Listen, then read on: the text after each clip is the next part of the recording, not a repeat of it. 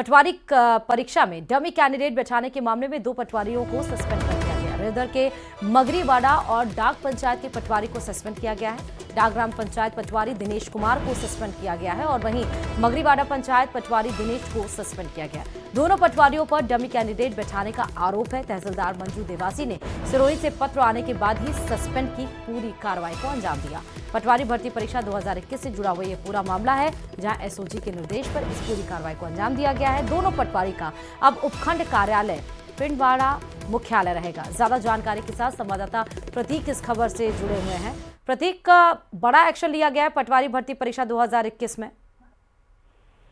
जी बिल्कुल, देखा जाए तो यह मामला जो है पटवारी भर्ती परीक्षा 2021 में धांधली हुई थी, जहां पर यह 2 पटवारी है दिनेश नाम के, जो अभी रेवदर ब्लॉक में जो है तैनात थे। इन्होंने है डमी कैंडिडेट बिठाने का जो इनके ऊपर आरोप था और इनकी एसओजी ने लगातार इन पर कार्रवाई करते हुए जिला प्रशासन को पत्र लिखा। पत्र लिखने के बाद में जो है प्रशासन हरकत में आया और इनको तुरंत प्रभाव से जो है निलंबित कर दिया गया है। और निलंबित कार्यकाल में इनका जो मुख्यालय रहेगा वो पिंडवाड़ा ब्लॉक रखा गया है। और लगातार अब एसओजी लगातार ऐसे जो डमी कैंडिडेट बिठाने वालों के फर्जी प्रकरण बनाने वालों के खिलाफ जो है एक्शन कर रही हैं। आपको बता दें कि अभी तक एसओजी ने एटीएस में सख्त निगरानी के रूप में 86 राज्य कर्मियों की सेवा को बर्खास्त कर चुकी है, जिसमें से 189 अन्य कर्मचारी भी जो है सम्मिलित है, जिनकी धीरे धीरे करके एसओजी उन तक पहुंच रही है और लगातार उन पर कार्रवाई कर रही है। जी, इस बात का पता कैसे चला कि डमी कैंडिडेट बैठाने के एवज में इनको गिरफ्तार किया गया है? कैसे इनका रोल कैसे समझ में आया? जी बिल्कुल, देखा जाए तो इन एसओजी पिछले लंबे समय से जो इनकी जांच कर रही थी। 2021 में यह दोनों जो पटवारी जो थे, इनकी संदिग्ध भूमिका जो है सामने आई थी। इनकी जांच की गई और जिनकी संदिग्ध भूमिका निकली थी, और उसके बाद में जो है एसओजी ने पत्र लिखकर जो है जिला प्रशासन से जो है इनको निलंबित करने की मांग की गई है। ठीक है, बहुत शुक्रिया प्रतीक तमाम जानकारी देने के लिए खबर पे। और चलिए दौसा के बांदीकुई से भी बड़ी खबर आपको बताते चले, जहां सिकंदरा रोड पर सैकड़ों यात्री आक्रोशित हो गए हैं। दरअसल जीप संचालक मनमाना किराया वसूल रहा है, जिस वजह से यहां पर सैकड़ों यात्री गुस्से में हैं। यहां पर आपको बताते चले कि सड़क पर उतरे यात्री बांदीकुई रेलवे स्टेशन के बाहर सड़क जाम कर नाराजगी जताई गई है। जिस तरह तस्वीरें आपको नजर आ रही है, मंगलवार होने के कारण मेहंदीपुर बालाजी में यहां पर श्रद्धालुओं की भीड़ लगी हुई थी। श्रद्धालुओं ने निजी वाहन पर मनमाना किराया वसूलने के आरोप भी लगाए हैं। 50 रुपए की जगह पर हर एक प्रत्येक यहाँ पर जो भी श्रद्धालु आए हैं उनसे 200 रुपए लिए जा रहे हैं। दूसरी ओर निजी बस एसोसिएशन का भी 6वां दिन धरना यहाँ पर जारी है। बिना परमिट की जीपों का संचालन के खिलाफ यहाँ पर धरना प्रदर्शन चल रहा है। चालू है और यहाँ के लोकल गाड़ियों की मनमानी की वजह से उनके बढ़ते किराए की समस्याओं को लेकर के जो है हम लोग नहीं जाएंगे। हम लोग जा रहे हैं धरना प्रदर्शन करने। यहाँ पे हम लोग परेशान है, लेडीज परेशान है, बच्चे परेशान है। कितना किराया मांग रहे हैं प्राइवेट जीप वाले? 100 रुपया मांग। तो ज्यादा जानकारी के साथ संवाददाता आशीष इस खबर पर जुड़ चुके हैं। आशीष, ये मनमाना वसूल क्यों किया जा रहा है? बिल्कुल, बांदीकुई जंक्शन से मेहंदीपुर बालाजी की दूरी करीब 35 किलोमीटर है और 50 रुपए के करीब ये किराया लेते हैं। लेकिन यहाँ पर निजी बस चालक 6 दिन से हड़ताल पर है, उसी का फायदा ये जीप संचालक उठा रहे हैं। आज मंगलवार का दिन था, बड़ी संख्या में श्रद्धालु जैसे बांदीकुई जंक्शन पर पहुंचे तो जीप संचालकों ने प्रति यात्री 200 रुपए का किराया बताया, जिसके बाद में जो मेहंदीपुर बालाजी दर्शन के लिए जो यात्री जा रहे थे वो आक्रोशित हो गए। उन्होंने बांदीकुई शहर में सिकंदरा रोड पर जाम लगा दिया है। काफी देर ये जाम रहा है। बांदीकुई थाना पुलिस मौके पर पहुंच गई है, समझाइश की गई है। साथ ही जीप संचालकों को भी चेतावनी दी है कि यदि मनमाना किराया वसूला तो उनके खिलाफ एक्शन लिया जाएगा। हालांकि जैसे ही श्रद्धालुओं ने जाम लगाया तो जीप संचालक वहां से मौके से फरार हो गए। फिलहाल पुलिस मौके पर मौजूद है और यात्रियों से समझाइश करके उन्हें मेहंदीपुर बालाजी भेजने की व्यवस्था की जा रही है, क्योंकि दिल्ली, हरियाणा और उत्तर प्रदेश से जो यात्री आते हैं वो बांदीकुई जंक्शन पर उतरते हैं और यहाँ से 35 किलोमीटर निजी वाहन में बैठकर जाकर मेहंदीपुर बालाजी के दर्शन करते हैं। लेकिन जो जीप संचालक है उनकी मनमानी देखने को मिल रही है और 4 गुना तक किराया वसूल रहे हैं। इसी के कारण ये बालाजी के जो श्रद्धालु आए हैं ये आक्रोशित है। एक तरफ निजी बस के एसोसिएशंस का भी धरना प्रदर्शन जारी है, उनमें क्या अपडेट्स हैं? बिल्कुल, निजी बस ऑपरेटर्स ने हड़ताल कर रखी है। उनका ये कहना है कि जो जीप संचालित हो रही है इस रूट पर मेहंदीपुर बालाजी से बांदीकुई के बीच, ये बिना परमिट की जीपें हैं। ऐसे में प्रशासन इन जीपों को अंकुश लगाए और बिना परमिट की जो जीपें हैं उनका संचालन नहीं होने दे, ये मांग की जा रही है। लेकिन 6 दिनों से जो बस ऑपरेटर है उनकी मांगों पर अभी ध्यान नहीं दिया। आशीष, तमाम जानकारी देने के लिए खबर पे। समाजवादी पार्टी के सांसद अखिलेश यादव छत्रपति शिवाजी महाराज पर विवादित बयान देकर घिर गए हैं। विवादों की ये नई लहर उस वक्त उठी जब अखिलेश यादव अपनी ही पार्टी के सांसद रामजीलाल सुमन के उस बयान का बचाव कर रहे थे जिसमें रामजीलाल सुमन ने राणा सांगा को लेकर विवादित बयान दिया था। देखिए रिपोर्ट। कि बाबर का डीएनए मुसलमान में है, हिंदुस्तान का मुसलमान तो बाबर को अपना आदर्श मानता नहीं है।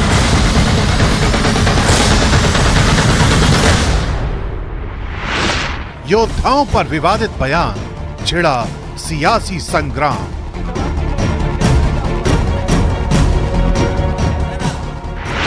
छत्रपति शिवाजी महाराज पर टिप्पणी से गरमाया विवाद।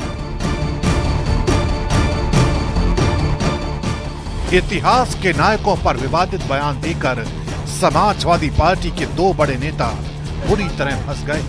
पहले रामजीलाल सुमन ने राणा सांगा को लेकर बयान दिया, उसके बाद उनके बचाव में उतरे अखिलेश यादव छत्रपति शिवाजी महाराज पर कुछ ऐसा बोल बैठे कि सियासी संग्राम छिड़ गया। यही वजह है कि अब मामला FIR तक पहुंच गया। ये समाजवादी पार्टी की सोच है, तुष्टीकरण की राजनीति कर रही है। तो कभी वो औरंगजेब के बारे में उनकी महिमा मंडन करते हैं, कभी वो बाबर के बारे में करते हैं। तो ये तो पराकाष्ठा हो गई जी।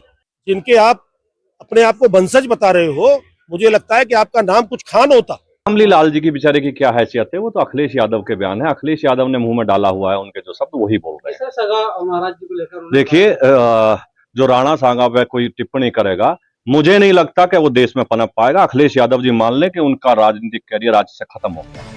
यूपी के डिप्टी सीएम केशव प्रसाद मौर्य ने अखिलेश यादव पर जोरदार हमला किया है। सोशल मीडिया हैंडल एक्स पर उन्होंने लिखा, राणा सांगा का अपमान, औरंगजेब का गुणगान, यही है सपा की राजनीति और इनके मुखिया श्री अखिलेश यादव की असली पहचान। देश के महापुरुषों का बार बार अपमान और देश के दुश्मनों का सम्मान करके सपा ने अपने अंत का रास्ता खुद चुन लिया है। अब जनता ब्याज समेत हिसाब चुकता कर सपा को सजा देकर समाप्तवादी पार्टी बनाने का काम करेगी। और अब आपको सुनवाते हैं कि आखिर अखिलेश यादव के किस बयान के बाद ये सियासी तूफान उठ खड़ा हुआ। कि इतिहास के पन्ने ना पलटें, क्योंकि इतिहास के पन्ने अगर पलटे जाएंगे तो लोग ये भी याद करेंगे कि छत्रपति शिवाजी महाराज जब उनका तिलक होना था तो किसी ने उनका तिलक नहीं किया और हाथ से तिलक नहीं किया गया। सुनने में आ रहा है कि पैर के बाएं अंगूठे से उनका तिलक किया गया था। क्या भारतीय जनता पार्टी इस बात की निंदा करेगी? आज बीजेपी के साक्षी महाराज ने भी अखिलेश यादव पर हमला बोलते हुए कहा कि वो औरंगजेब पर अपने विचार स्पष्ट करें, जबकि समाजवादी पार्टी का कहना है कि बीजेपी के पास मुद्दे बचे ही नहीं। अखिलेश यादव स्पष्ट क्यों नहीं मानते, ये बात स्पष्ट क्यों नहीं कहते? औरंगजेब राष्ट्रभक्त है कि राष्ट्र विरोधी है कि गद्दार है, जिसने भारतीय संस्कृति को धूल धूसरित करने का काम किया था? राणा सांगा का सवाल है, वो बड़े बहादुर थे और करीब 100 से अधिक लड़ाइयां उन्होंने लड़ी है और जो कभी हारे नहीं। कि उन्होंने जिस संदर्भ में बात को इस आगे बढ़ाया, उस पर मुझे बीजेपी से कहना है कि बीजेपी के पास कोई और मुद्दा नहीं रह गया। इस बीच न्यूज 18 इंडिया के खास कार्यक्रम डायमंड स्टेट समिट में महाराष्ट्र के मंत्री जय कुमार रावल ने छत्रपति शिवाजी महाराज पर अखिलेश यादव के विवादित बयान देने पर करारा पलटवार किया। आज बीजेपी छत्रपति को मानती है। बाएं पैर से तिलक हुआ, उसके लिए बीजेपी माफी मांगेंगे। यानी वो छत्रपति शिवाजी के महाराज के राज्याभिषेक की उस घटना की तरफ इशारा कर रहे हैं। तत्काल माफ़ी मांगनी चाहिए, उनके पार्टी के अध्यक्ष ने भी माफ़ी मांगनी चाहिए और इस घटना के बारे में जानकारी लेके बयानबाजी करना चाहिए। उन पे कड़क शासक कार्रवाई भी करनी चाहिए कि देश में ऐसा नहीं लगे कि कुछ भी बोल सकते और कुछ भी हो सकता है। यानी आप कहते हैं उनके ऊपर कड़क कार्रवाई भी होनी चाहिए। उन पे एफआईआर रजिस्टर होके उनको तो जेल में बिठाना चाहिए। ये अखिलेश यादव जी ने कहा, क्योंकि अखिलेश यादव जी एक जिम्मेदार व्यक्ति है, वो पूरे विश्व घूमे हुए हैं, राजनीति के वोट्स के लिए वो कुछ भी ना बोले। उधर राणा सांगा पर दिए गए बयान को लेकर समाजवादी पार्टी के सांसद रामजीलाल सुमन के खिलाफ प्रदर्शन शुरू हो गया। यूपी के हाथरस में रामजीलाल सुमन के खिलाफ प्रदर्शन अखिल भारतीय छत्री महासभा और राष्ट्रीय सवर्ण परिषद समेत कई संगठन के लोगों ने समाजवादी पार्टी के सांसद के खिलाफ जमकर नारेबाजी की और उनका पुतला जलाया। कि अगर हमारा डीएनए कभी जांचा जाएगा तो भारतीय निकलेगा। इंडोनेशिया दुनिया का सबसे बड़ा मुस्लिम बाहुल्य देश है और उनका ये बयान भारत के अंदर विदेशी आक्रांताओं को अपना आदर्श मानने वाले लोगों की आंखों को खोलने वाला होना चाहिए। जो लोग आक्रांता थे, जिन लोगों ने भारत की आस्था पर प्रहार किया, जिन लोगों को भारत और भारतीयता से नफरत थी, जो भारत की बहन बेटियों की इज्जत पे हाथ डालते थे, जिन्होंने भारत की सनातन संस्कृति को रौंदने का कार्य किया था, जो आक्रांता बनकर के भारत की आस्था को कुचल रहे थे, वे भारत के लिए कभी आदर्श नहीं हो सकते, भारत के नागरिकों के लिए कभी आदर्श नहीं हो सकते। विवादित बयानों का ये तूफान इतिहास के योद्धाओं से जुड़ा है। यही वजह है कि समाजवादी पार्टी इस चक्रवात में बुरी तरह फंसती दिखाई दे रही है। संयुक्त राष्ट्र में भारत ने एक बार फिर पाकिस्तान को करारा जवाब दिया। यूएन में भारत के स्थायी प्रतिनिधि हरीश पी ने यूएन मंच से साफ कहा कि पाकिस्तान बार बार जम्मू कश्मीर पर जो झूठे और बेबुनियाद दावे करता है वो ना कभी सही थे, ना ही है और ना ही होंगे। उन्होंने कहा कि जम्मू कश्मीर भारत का अभिन्न हिस्सा है और रहेगा। पाकिस्तान को जरूरी है कि वह उस हिस्से को खाली करे जिस पर उसने अवैध कब्जा कर रखा है। भारत ने यह भी साफ किया कि वो इस मंच का दुरुपयोग करने वाले पाकिस्तान के बयान पर लंबा जवाब देना जरूरी नहीं समझते। Compelled to note that the delegate of Pakistan has yet again resorted to unwarranted remarks on the Indian Union territory of Jammu and Kashmir. Such repeated references neither validate their illegal claims nor justify their state-sponsored cross-border terrorism. Jammu and Kashmir was, is, and will always be an integral part of India. Pakistan continues to illegally occupy the territory of Jammu and Kashmir, which it must vacate. We would advise Pakistan not to try to divert the attention of this forum to drive their parochial and divisive agenda. Aurangzeb के मुद्दे पर मौलाना कौसर हयात खान का कहना है कि आक्रांताओं के नाम पर दूसरी कब्रें उखाड़ने की बात कर रहे हैं। वो पहले उन मंदिरों पर बुलडोजर चलाएं जिन्हें औरंगजेब ने जागीर दी थी। वहीं इस मुद्दे पर बीजेपी लगातार हमलावर है। पूर्व बीजेपी सांसद ब्रजभूषण शरण सिंह ने कहा कि कुछ एसपी नेताओं के शरीर में दैत्य गुरु शुक्राचार्य की आत्मा घुस गई है। सुनिए जरा।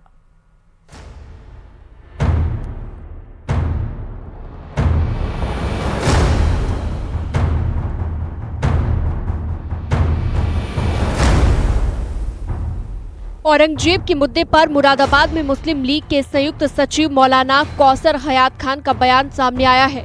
उन्होंने कहा जो लोग औरंगजेब की कब्र उखाड़ने की बात कर रहे हैं वो पहले उन मंदिरों पर बुलडोजर चलाएं जिन्हें औरंगजेब ने जागीरें दी। औरंगजेब ने लगभग 200 मंदिरों को जागीरें दी हैं जिनका इतिहास मौजूद है, जिनका रिकॉर्ड मौजूद है।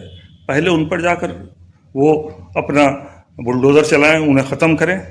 राज्यसभा में एसपी सांसद रामजी लाल सुमन के राणा सांगा पर दिए गए विवादित बयान पर सियासी बयानबाजी जारी है। रामजी लाल सुमन ने जहां राणा सांगा को गद्दार बताया, वहीं एसपी सांसद वीरेंद्र सिंह का कहना है कि राणा सांगा हमारे वीर योद्धा थे। ठीक है, वो वीर थे, उन्होंने अपने राज्य को विस्तार किया, वीरता को हम सलाम करते हैं।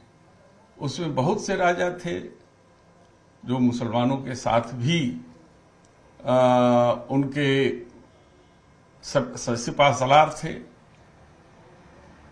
अकबर के भी सिपा सलार हमारे कई हिंदू लोग थे जिनको हम आज मानसिंह के नाम से भी जानते हैं। इस मुद्दे पर बीजेपी लगातार हमलावर है। पूर्व बीजेपी सांसद बृजभूषण शरण सिंह ने कहा कि कुछ एसपी नेताओं के शरीर में दैत्य गुरु शुक्राचार्य की आत्मा घुस गई है। लगता है कि कुछ समाजवादी पार्टी के नेताओं के शरीर में दैत्य गुरु शुक्राचार्य की आत्मा बसी है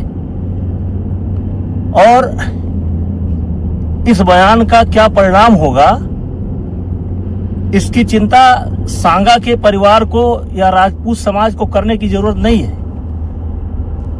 जैसे शुक्राचार्य के बताए हुए रास्ते पर चल करके